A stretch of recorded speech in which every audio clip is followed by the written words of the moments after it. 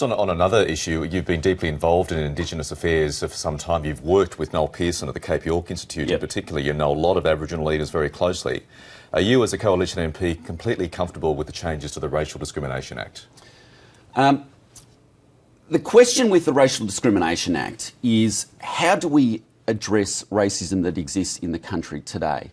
Now, what sort of language is so egregious that it should probably be outlawed and we should call the police and get the courts involved because of that language, versus what type of language is still nevertheless unacceptable, but which we should deal with that language by pointing out how unacceptable it is in no uncertain terms.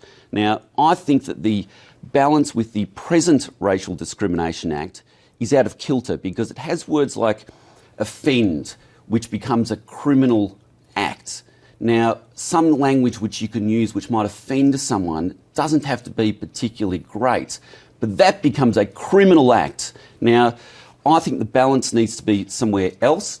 We've put on the table a draft set of proposals which shifts that balance and includes words like humiliate, like inciting hatred, includes words like intimidate. Now, those types of things should probably be dealt with by the law, but I don't think offending someone necessarily should be a criminal act, and that's the debate which we're having at the moment. Do people have a right to be bigots? The issue which you're saying there was a comment which George Brandis made. Now, I think what he was getting at was that people can say things, but you shouldn't necessarily get the police involved because you've said a certain thing.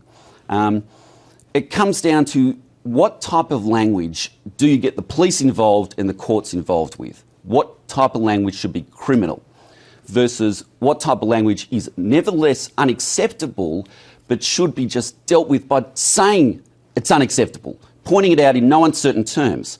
And I think that sometimes just doing that is a better way to deal with it.